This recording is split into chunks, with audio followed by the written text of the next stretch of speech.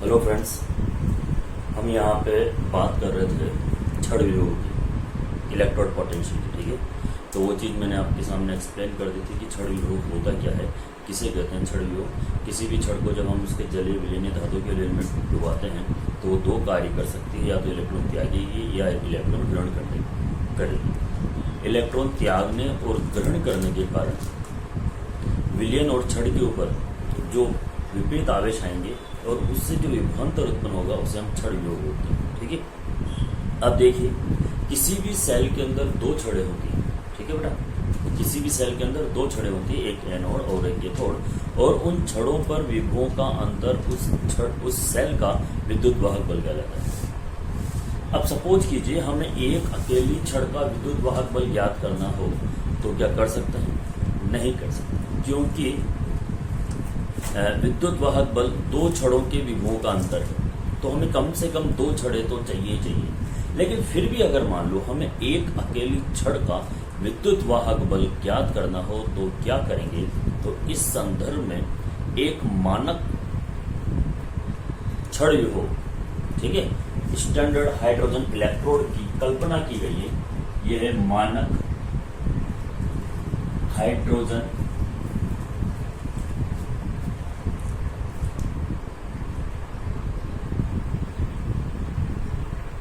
छड़,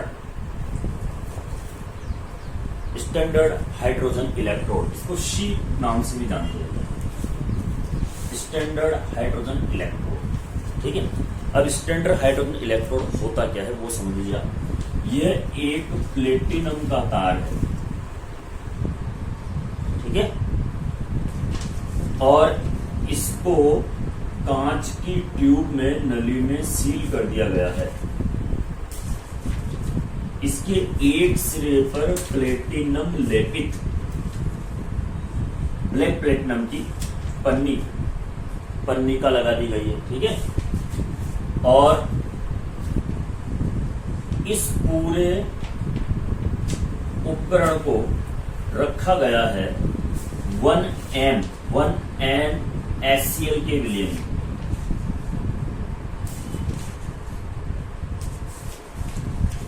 ठीक है, ये जो मैंने बोला ये इसकी बनावट है।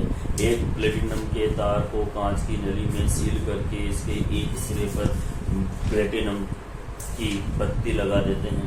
ठीक है, तथा इसे एक M या एक N HCl के विलयन में डुबोते हैं। अब इसके ऊपर 298 केल्विन ताप व एक वादा वायुमंडलीय दाब पर हाइड्रोजन गैस बबल्ड की जाती है, प्रवाहित की जाती है। ठीक है, जब हम हाइड्रोजन गैस बबल करेंगे, प्रवाहित करेंगे, तो इस प्लेटिनम की छड़ पर दो कार्य होंगे। या तो ये इलेक्ट्रॉन लूज करेगी, और अगर ये इलेक्ट्रॉन त्यागेगी तो जो विभव हमें प्राप्त होगा वो होगा ऑक्सीकरण विभव। और अगर ये इलेक्ट्रॉन ग्रहण करती है, ठीक है, ये धातु आयन से धातु में परिवर्तित होती है, तो उस कंडीशन में हम इसे बोलेंगे अपचयन विभव।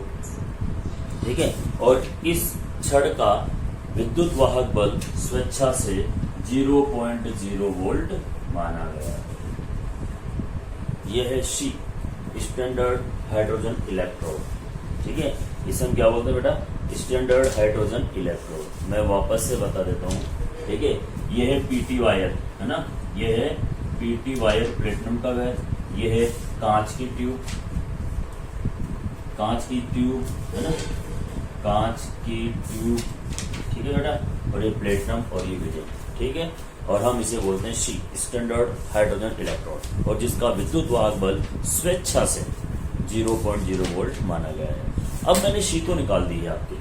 ठीक है, बहुत इजी है, कोई हार्ड नहीं है। देखिए, मैं इसको विद इन 20 सेकेंड भी वापस से समझा सकता हूँ आपको। देखिए, बस डिपेंड करता है आपके ऊपर। ये देखो, एक प्लेटिनम का वायर लेके उसके एक सिरे पर प्लेटिनम की पत्ती को सील कर देते हैं, तथा इसे कांच की ट्यूब में या नली में सील कर देते हैं, और इसको एक M मोलरता वाले या एक नॉर्मल HCl के विलयन में हम डुबो के रखते हैं। ठीक है, और यहाँ से 298 केल्विन ताप और एक ATM, एक वादा, एक वायुमंडलीय दाब पर हाइड्रोजन गैस बबल की जाती है, तो प्लेटिनम की छड़ पर इलेक्ट्रॉन त्यागी वो ग्रहण किए जाते हैं, अर्थात ये छड़ एनोड व कैथोड दोनों के भांति व्यवहार कर सकती है और इस छड़ का विद्युत वाहक बल स्वेच्छा से 0.0 वोल्ट माना गया है। ठीक है, अब ये काम कहाँ आती है वो समझ जाते हैं। गैल्वेनिक सेल में 2 छड़ें होती है और अगर हमें एक अकेली छड़ का विद्युत वाहक बल ज्ञात करना हो तो हम कैसे ज्ञात करेंगे, क्योंकि देखिए सपोज कीजिए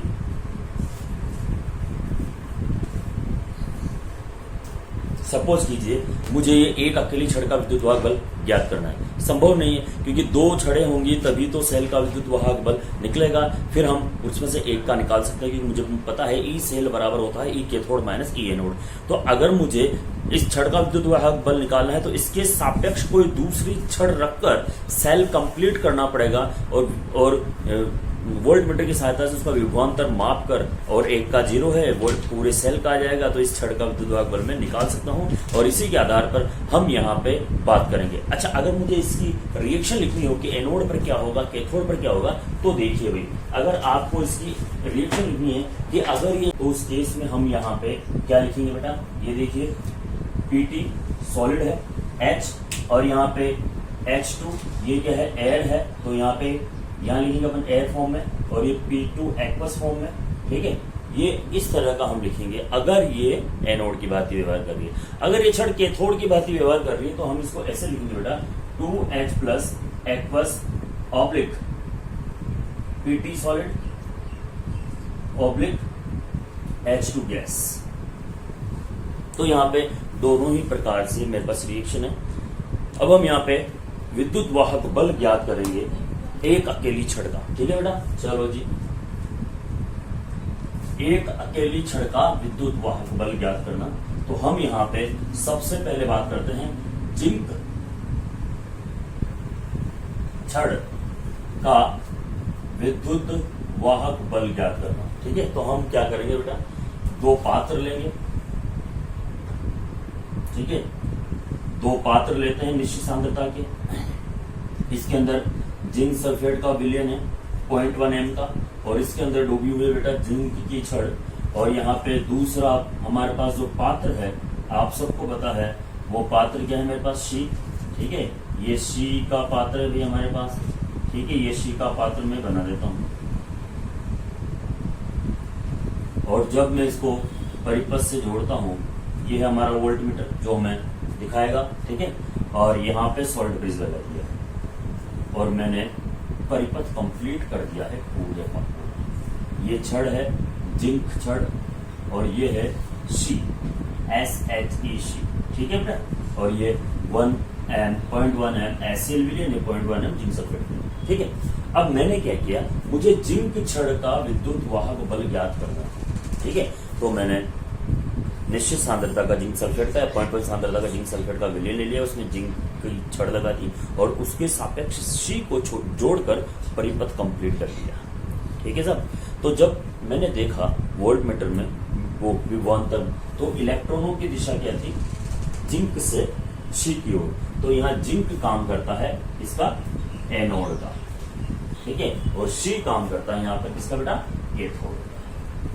ठीक है, तो शी यहाँ पे काम करेगा एनोड का और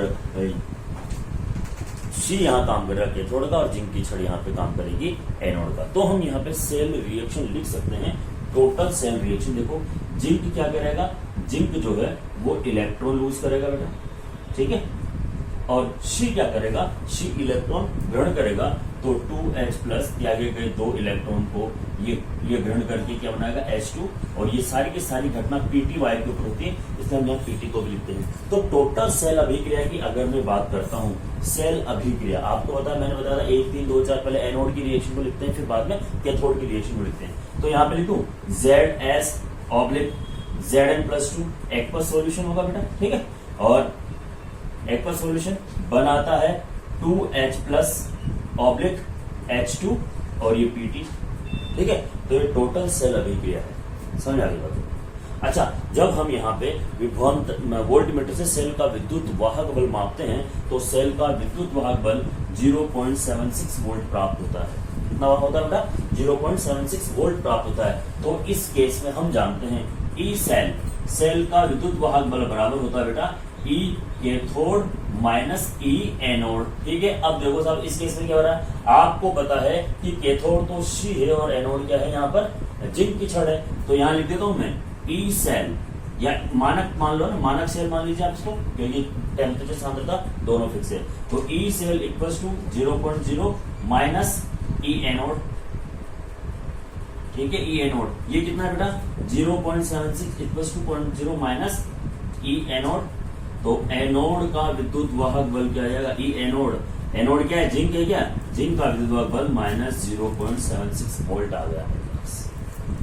ये क्या गया, एनोड का विद्युत वाहक बल। तो मैंने यहाँ पे जिंक छड़ का इलेक्ट्रोड पोटेंशियल, छड़ विभव यहाँ पे निकाल लिया है, जिंक का इलेक्ट्रोड पोटेंशियल निकाल लिया है। पास में आ गया। अब मैं इसी प्रकार बात करूंगा कॉपर छड़ का विद्युत वाहक बल ज्ञात करना, अकेले छड़ का निकालूंगा। ठीक है, तो कॉपर का विद्युत वाहक बल मैं यहाँ पे ज्ञात कर रहा हूँ। ठीक है, तो मैं सेल को ऐसे ही रहने देता हूँ, यहाँ पर छड़ बना देता हूं मैं कॉपर की, ये कॉपर की छड़ है, और यहाँ पे जो विलयन है ये कॉपर सल्फेट का विलयन है। ठीक है, तो ये जिंक की छड़, ये सी है से आपके पास में, ये है कॉपर की छड़।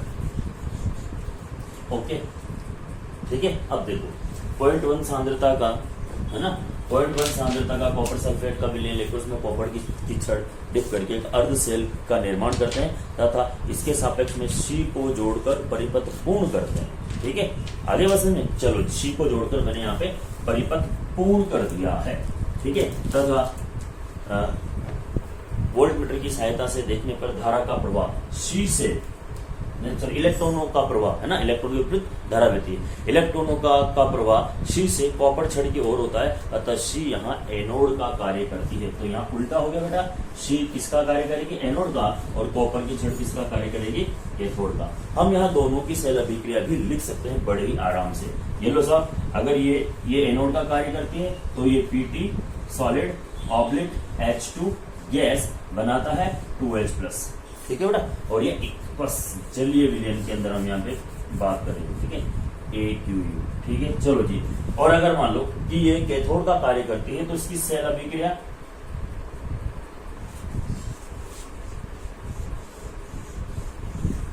ठीक है, दोनों को जोड़ देते हैं साहब। ये लो जी, जोड़ दिया मैंने, दोनों को जोड़ देंगे तो ये संपूर्ण सेल अभिक्रिया आपके सामने होगी बेटा। H2 गैस, हम यहाँ पे एक ATM भी लिख सकते हैं बेटा, ना, एक बार मिल रहा पर। ठीक है, ऑब्लिक 2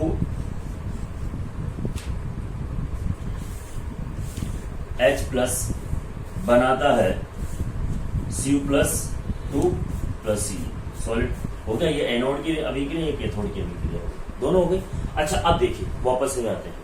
ठीक है, हम जानते हैं कि विभवांतर की सहायता से मापने पर पता चलता है कि सेल का विद्युत वाहक बल, जो सेल है, सेल का विद्युत वाहक बल जो होता है वो 0.34 वोल्ट प्राप्त होता है, अर्थात E cell equal to E cathode minus E anode. ठीक है, तो ई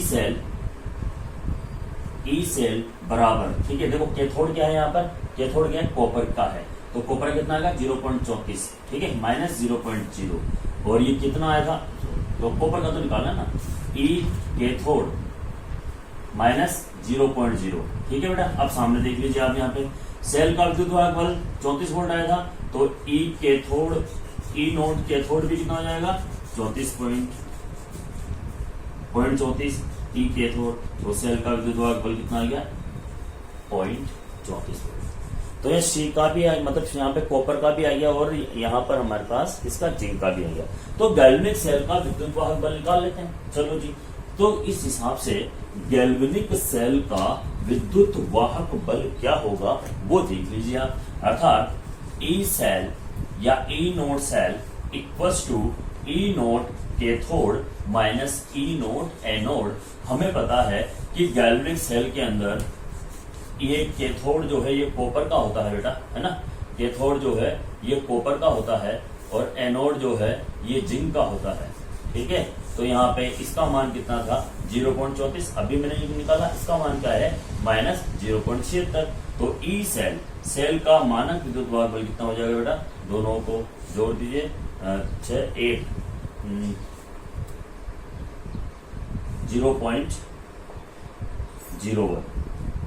कितना हो जाएगा 0.01 या कि 0.1